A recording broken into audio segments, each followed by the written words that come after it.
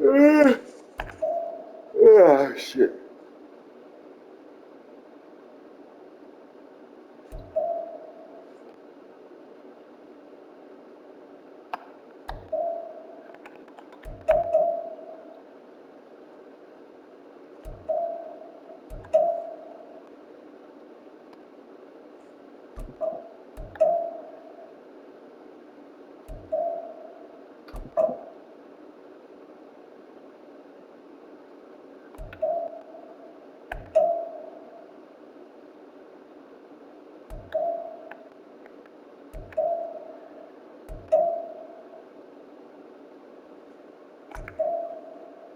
Oh, shit.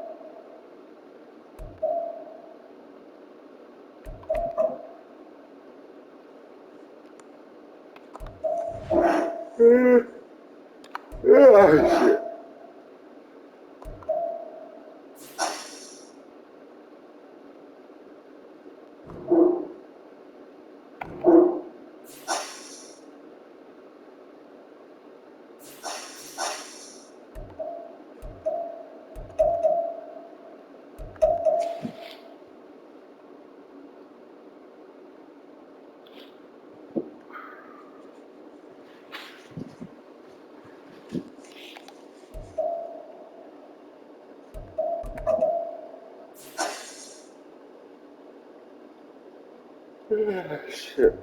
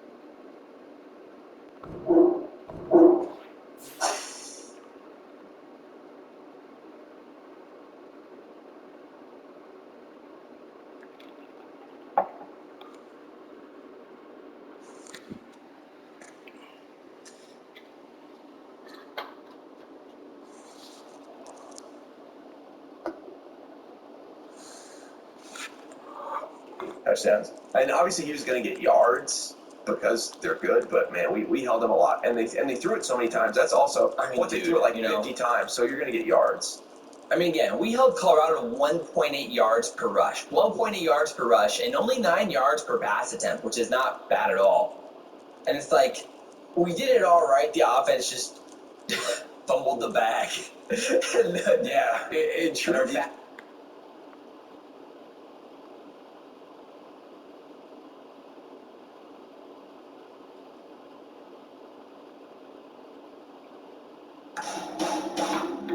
To stay locked in, I need to keep up my strength and my energy. Cliff Bar is the ultimate energy.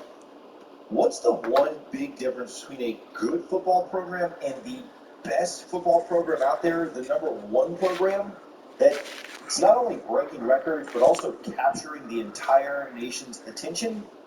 This has been a game changer, and it'll truly give you a new perspective on what makes Colorado football and their program so truly extraordinary.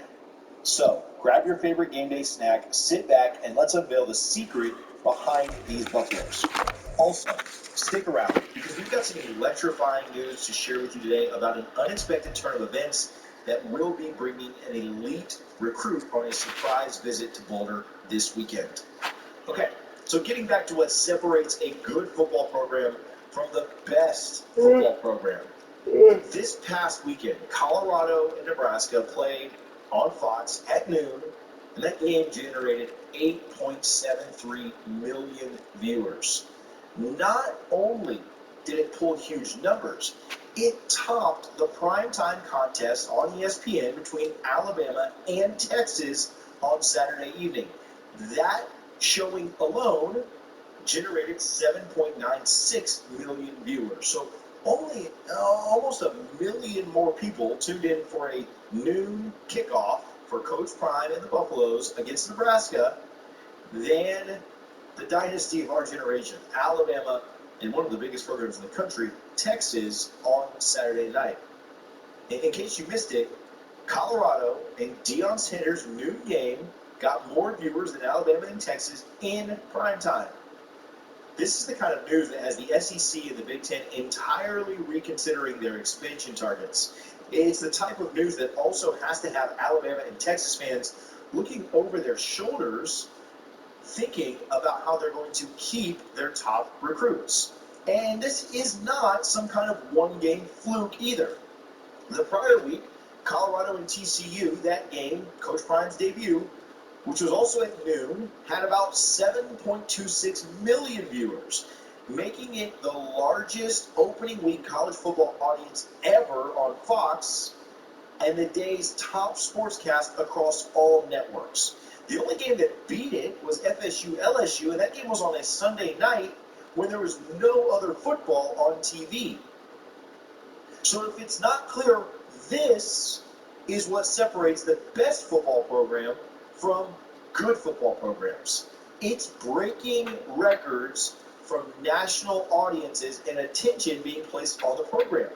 It's completely defying what network executives think is even possible.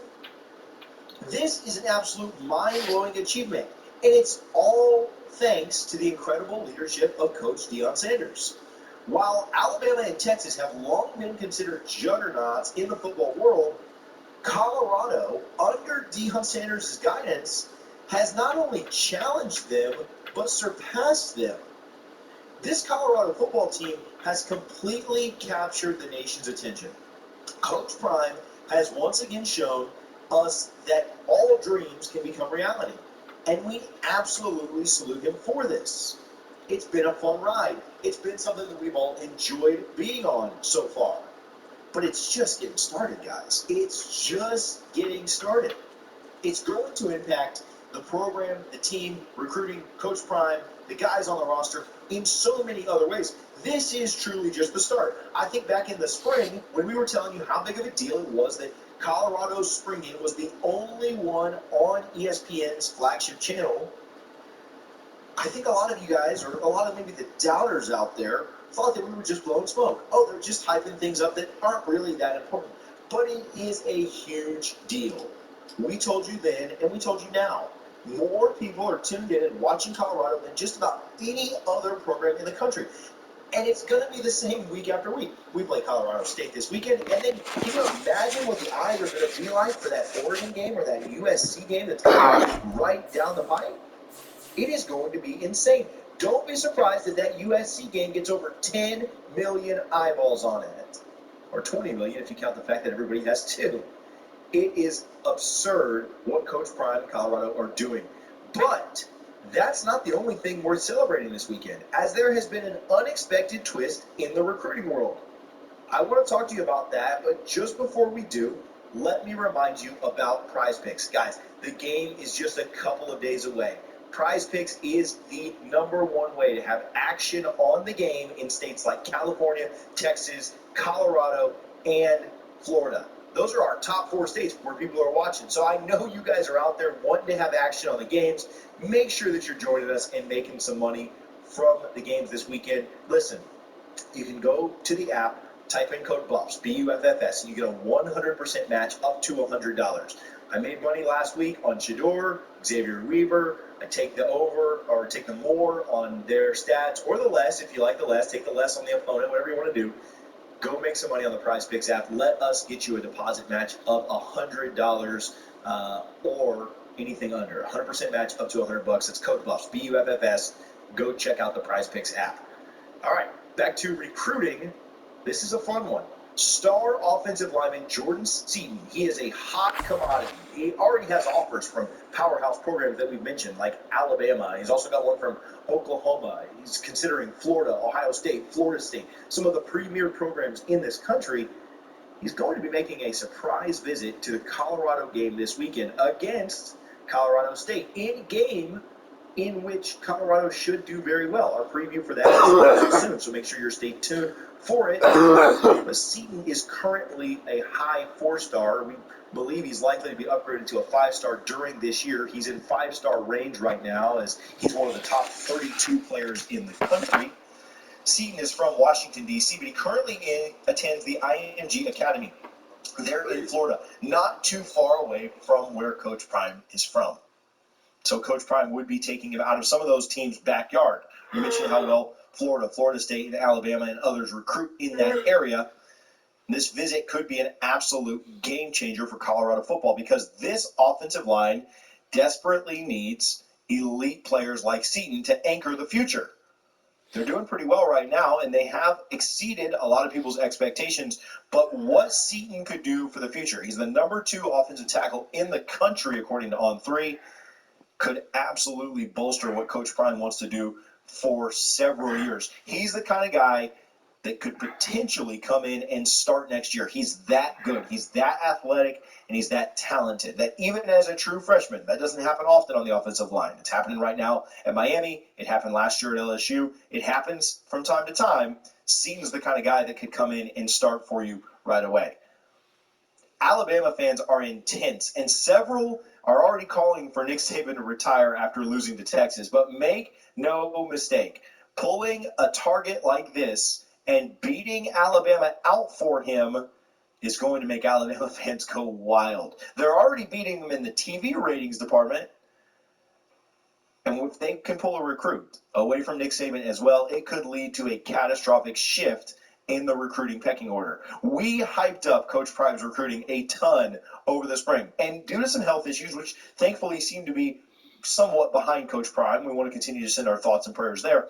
Unfortunately, due to some health issues, recruiting just wasn't what we expected over the summer. I don't think that Coach Prime forgot how to recruit. I don't think that anything kind of went on there. I just think that there were some other things going on. But what a tool it is now to bring kids out to Boulder, Colorado during the season that none of the national folks expected Colorado to have. Now, we were telling you it would be a good year. We were telling you they would recruit well. We were telling you to just wait and be patient. But what a treat it is for Coach Prime to be able to pull kids out there now that College Game Day, now that Fox's Big Noon Saturday, now that all of the attention is out there in Boulder. That's only going to help recruiting more and more and more. And it's a cycle. Do you want to know why Alabama runs so well right now? It's hard work, and it's Nick Saban's personality, and it's the effort and things that he's put in. But right now, that is a machine that is just running. They are the best, and so they get the best, and so they continue to be the best. And that's what Coach Prime is building here. More people are already watching Colorado. More recruits are already looking at the team. And as this thing continues to build, and as it continues to become more and more and more of a monster, people have no clue what's in store for them with Colorado. Coach Prime is doing some ridiculous things, and recruiting this year is going to be unlike anything you've ever seen. Just wait for how this goes down toward the finish. Just wait to see him with the Power 5 resources that he has right now. And dare I say, what it might look like next year in the Big 12. But I'm getting ahead of myself. Jordan Seaton visiting this weekend. Massive news for Colorado. Continue to keep an eye out for the recruiting news that we will continue to bring you, because it is the lifeblood of the program. And Coach Prime has already obviously done a phenomenal job transforming this roster with the nation's #1 transfer portal class. People count it out as recruiting because it wasn't fireworks and glitter and everything else over the summer. But just wait until you see what he does with recruiting this season, this fall, because it's going to be on another level. Again, we appreciate all of you for tuning in. We appreciate you guys' support. We appreciate the love that you show us on this channel. We've had a fun time covering this team. We've had a great time in the 6-7 months that we've been doing it. We're not slowing down. We'll be back with the Colorado State preview soon, so make sure that you're locked in and you don't miss that. And we'll have fun with you guys. We're trying to do a video every day we can, so hopefully you guys appreciate the effort, appreciate the work. Thank you guys as always for watching the prime time for college football.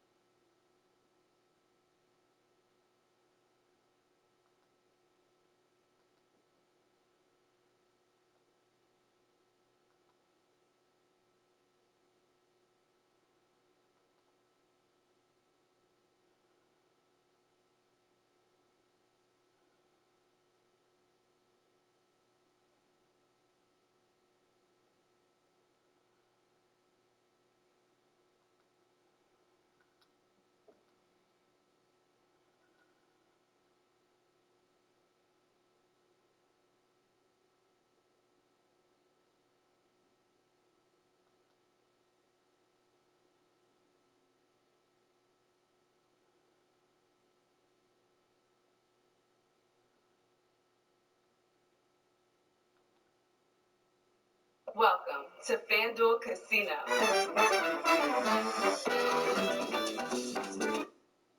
Coach Prime versus the Doubters, one of my favorite games to play in this college football season. Oklahoma is going to be living on Tulsa time, and we're going to get to my top 5 true freshmen going into week 3. Let's go.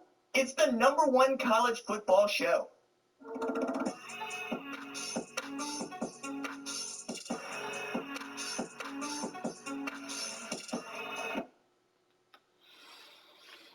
Shore podcast. Today on the show, got to talk about Colorado versus Colorado State in the Rocky Mountain Showdown, and I have more receipts to share.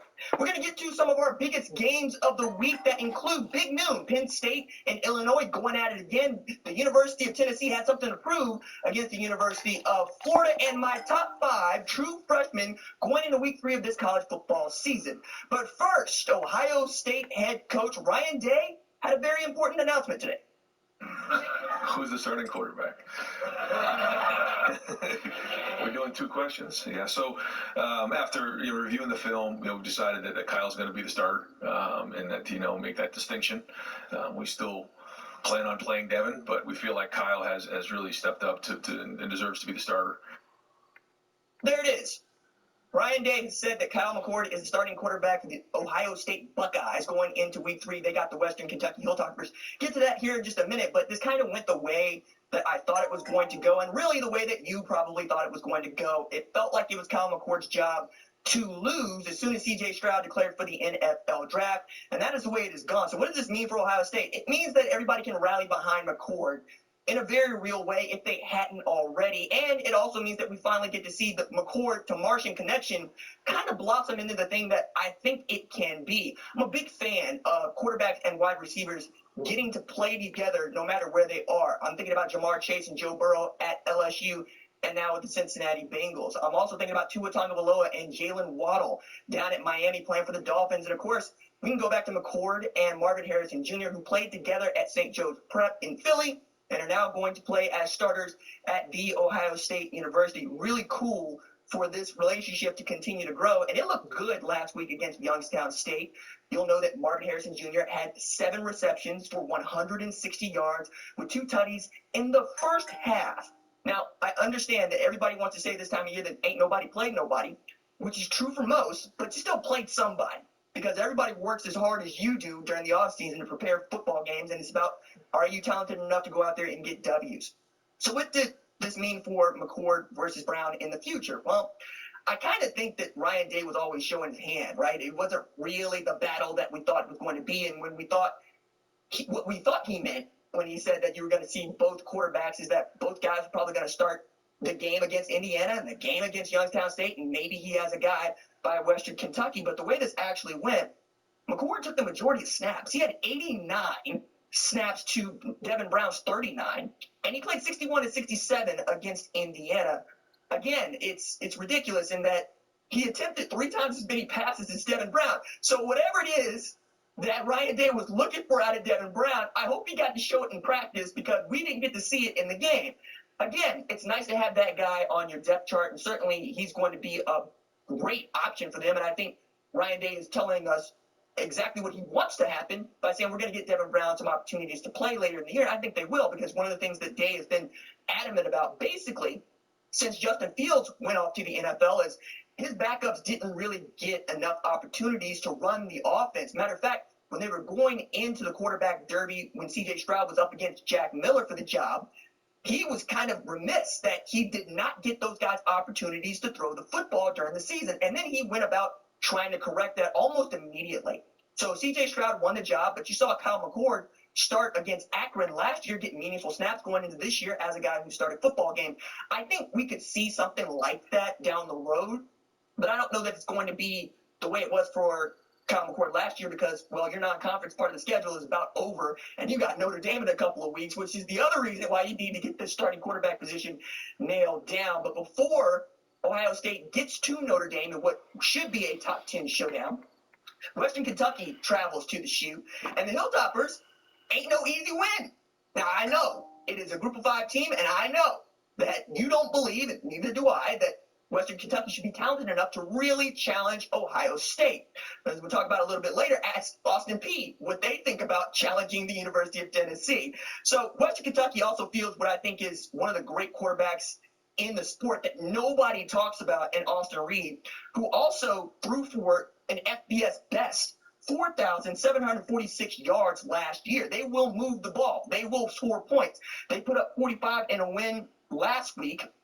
And they put up 50 last week against South Florida, and they put up 52 against Houston Christian in their opener the week before. So you're going to see Jim Knowles' defense actually have to show up in a meaningful way. And we're probably going to get a good read on that secondary because we know that Hilltoppers are going to try to take the top off the defense early and often, and they're never going to actually be out of the game as long as the offense is on the field. So expect to see a lot of running the football from Ohio State and asking Kyle McCord to take advantage of those one-on-one opportunities when they got Marvin Harrison Jr. out there for those one-on-ones, or even Emeka Ibuka, even Julian Fleming. I keep going down the list. Kate Stover's turning out to be an outstanding pass-catching option, too.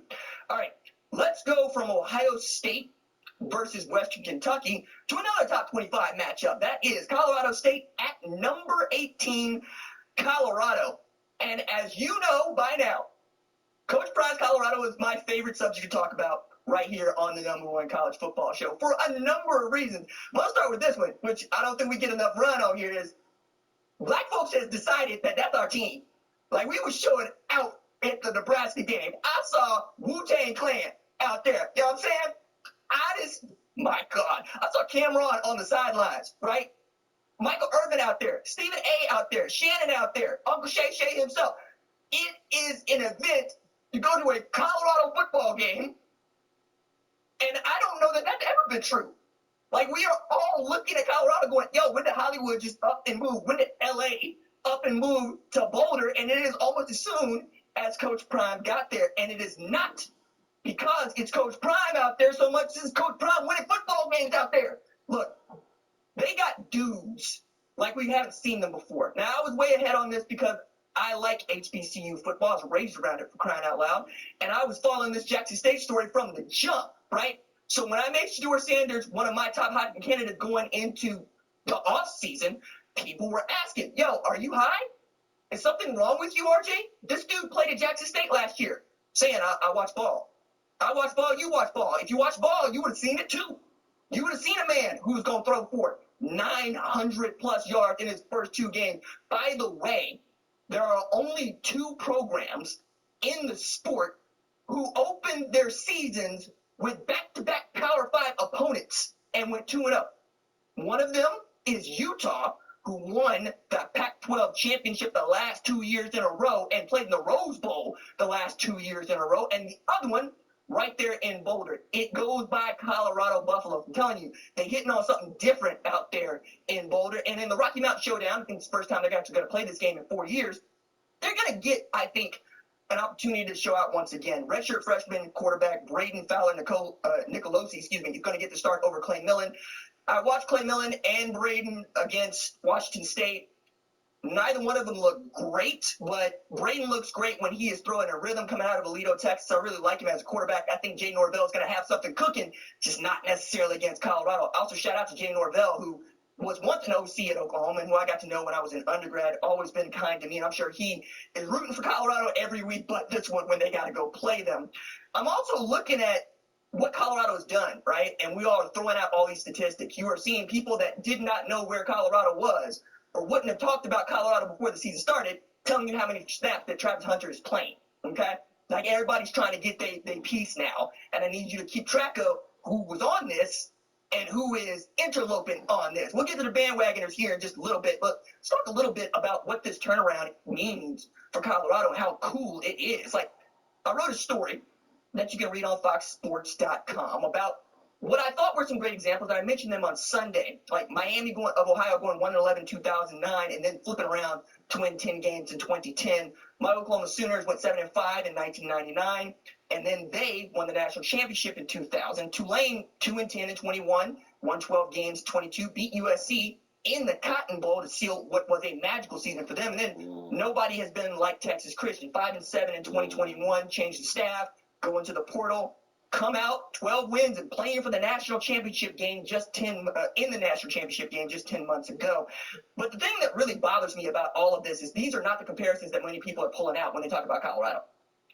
Matter of fact, they're only comparisons that people were pulling out in the last 2 weeks when talking about Colorado. Because many people thought that Colorado was going to be this sport's Bishop Sycamore.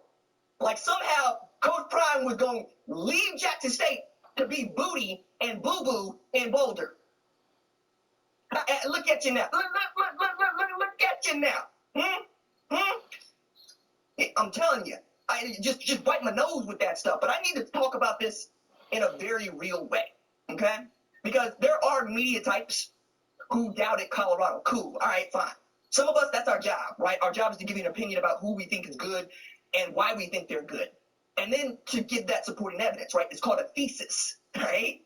This is me coming through as a guy who was studying to get a PhD in English at Oklahoma State, but you're going to forgive the English professor in me for a second here, because I don't think you can have an opinion without great argument and facts to support your arguments. A lot of people in my job seem to think that that's the job. You just throw it out there and you don't back it up with any sort of data. But I'm going to come to you with some receipts here, right? The Athletic did a cool thing over the summer. They talked to Power 5 head coaches, assistants, and staffers about what they thought Coach Prime and Colorado were going to look like in May. So you'd seen some of the makeover already happen. You'd seen guys be asked, to leave, or even told that they're not going to get their scholarships renewed, and then they go into the portal and they get new guys, right? But I found some of these quotes were just ridiculous at the time, and they sound even more ridiculous now. Now, you can say ridiculous things anonymously, and that's what many of these people did, right? But still, they said them. And these aren't just people that are media types, right? All the people I'm about to quote for you work in the sport, are responsible for positivity and roster management in the sport, should know what it looks like when winning is on the table, right? Also, another way of saying you should really be asking these questions of the folks that run your favorite college football program. So there's a Pac-12 director of player personnel who questioned whether Colorado would even have enough warm bodies for scholarships at all. He said, "My concern is the rapid hemorrhaging of personnel within specific position rooms." I'm sorry, what? Have you seen the depth that they have out there? Xavier Weaver at wide receiver, along with Travis Hunter, along with Jimmy Horn. Have you seen them go 3 deep at tailback without Alton McCaskill, right? Have you seen how those guys on the secondary get swapped in and out, how the defensive line gets swapped in and out? Seems like that question has been answered. I don't know where that's coming from, but they're talking about high volume personnel. Yeah, them dudes is in shape. Maybe you were unfamiliar with strength and conditioning coordinator Mo Sims' work, because he had them dudes all offseason, and he gave them back hungry and raring to go. A Big 12 director player personnel believed the sheer number of players who left or were asked to leave was too high to expect Prime to succeed. My goodness. Check this quote out. "It's just absolutely unreasonable to think you can sign 25 out of the spring transfer portal and make your team better unless they are players that were just bad," which I don't buy. In the end, is the sum of 25 new guys going to be greater than the sum of 25 old guys? Man, I don't know. Well, let's do the math right quick. He brought in 86 new players. More than 50 of them are transfers. But 22, right, grad transfers, and 14 of those 22 start on the offensive and defensive side of the ball. It feels like you can't do it. So since you can't do it, you're telling me that Prime can't do it. Man, if that is not just the kind of cockamamie boo-boo that I am so used to hearing. Look, another Power 5 director of football operations straight up questioned whether or not Prime could recruit without offering NIL money. Straight up saying he can't recruit. Can't recruit without a big pocketbook. The quote here: "People can say what they want, but with NIL, for him to get legit dudes, he's got to have real money." No, that's patently false. Number one, he got a 5-star and the #1 player in his class to come to Jackson State, which ain't got no money. Ain't got no money to spend. At one point in time, Prime's coming out of his own pocket to make sure those dudes got what they need. All right? He don't need no money to be good at coaching football, and he certainly doesn't need to offer money to get players to want to be coached by him. That's why Travis Hunter was there. He wanted to be like Prime. That's why he's there. Matter of fact, I thought this was one of the coolest quotes that I've heard Prime give, and he's given a lot of cool quotes when we talk about what people are capable of and why, right? And it was in recruiting Travis Hunter. You don't recruit the player. You find out what is special about him, what makes him him, and you recruit that. You recruit obsession. I'm obsessed with being very good, with being the best at being the national college football analyst. You can ask the crew about it. I am always on. I don't care about much more than this show right here, because somebody somewhere wants the job too. That is what drives Travis Hunter. That is what drives Prime. Also, Prime ain't interested in doing anything he ain't good at. It's a man who has played, the only man in human history played in the World Series and the Super Bowl, who said, hey, look, any sport where you can fail 70% of the time and make the Hall of Fame, that's a hard sport. He would say it himself. Look, when you get football, you get prime time. You get Neon Dion. When you get the baseball, you just get Dion. And I love that because that is a man who is tremendously self-aware and knows what he is great at and what he is good at and chooses to be great. The thing about the Travis Hunter thing that really bothers me is on my show, right here, Prime said when he was at Jackson State about Travis Hunter, and I'm going, are you going to let him go both ways? He said, first, Travis has to be dominant on one side of the ball. I got to see that he is dominant on one side of the ball. And by the end of the 2022 season, he had been sufficiently convinced that Hunter was dominant as a corner. He didn't play that many snaps at Jackson State as a wide receiver. Only had 18 catches, right? Last year, if you're paying attention. Going into this year, he said, yeah, I think that dude is dominant as a cornerback, and he's allowed like 3 catches in 2 games, right? That he could be dominant as a wide receiver, and he's doing that just now, because when they're on 3rd and long, guess who Shedeur Sanders is looking for? It's Travis Hunter, right? We keep going down the line here. What I find to be most appalling of all the quotes that The Athletic got in their excellent reporting, a Power 5 coach stopped short of calling Prime's approach foolhardy, but then insinuated that Prime's success might ruin the sport. Maybe he's on to something, the quote starts. Then again, I'm not sure it would be good for college football. Because if Dion is on to something, it'll be bad for other kids on other rosters because then a lot of other people will try and copy it. Let's purge the entire roster and start over. You mean like Texas Christian? Who went 5-7 and was bad? Got a chance to go into the portal, get guys like Johnny Hodges, Imani Bailey, Josh Newton, all dudes who are playing for them right now, Jared Wiley. You mean like USC, who went 4-8, got a new head coach, brought in a great quarterback who won the Heisman, Caleb Williams, won 11 games their first year? You mean like that? You're telling me that what Prime is doing in Colorado is going to ruin the sport because he's doing something that you can't? Hey, man. That sounds like you got a problem with yourself that you need to go talk to somebody about. But that ain't Prime's problem. That ain't Colorado's problem. That ain't college football's problem. The rules are the rules. And that he is playing within them and beating y'all up. That's something you got to work out. Maybe you need to go and talk to somebody about that. Maybe you need to be on your knees a little bit more, right? Go to church. Figure out what's good in your life, right? Go consult your Bible. But you don't need to be talking about how Prime is ruining the sport. If anything, people care more about college football this year than they have in years past because the last 2 years, you know what I heard the most of? Hey, RJ, why do I need to care about a sport where Georgia's just going to sun everybody? Hey, RJ, why do I need to care about a sport where all I need to know is that my dude went to Alabama or he didn't for my NFL team?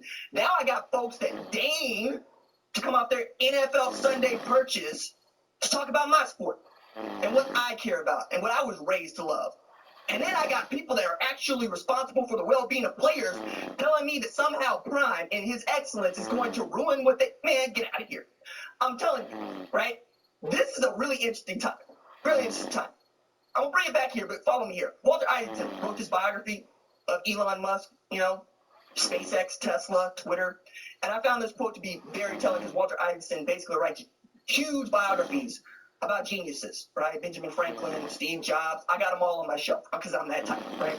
The quote is, the question for a biography is to show how the demons of a person are totally connected to the drive that gives their rockets to orbit. People who are driven by demons get stuff done. Now, I am such a person, so I recognize it when other people have it. Work ethic does not come from want to and effort. Work ethic comes from needing to survive. I recognize someone who has this notion that if they do not reach where they are going, that they will not survive. And when I see that in a player, when I see that in a coach, I bet on them because I bet on myself. All right? The reason that I got here is because a number of people saw that in me too. Right? I'm in an efficiency apartment where my bathroom and my bedroom are in the same place. And I'm making videos on the YouTubes for the peoples because I needed this to work. I had to chase it. This is what I have decided my life is about. Why the hell would you doubt somebody who was willing to risk all to get what they need? Not what they want, what they need. Prime needs Colorado to be great, and those players need to be great at Colorado. This bravado, this flash, this confidence, it is not unearned, and that is your folly. When you go play against that sort of a team, that's what you need to bring. You need to bring the notion that, no, there is not anything that this person will not try to do to win.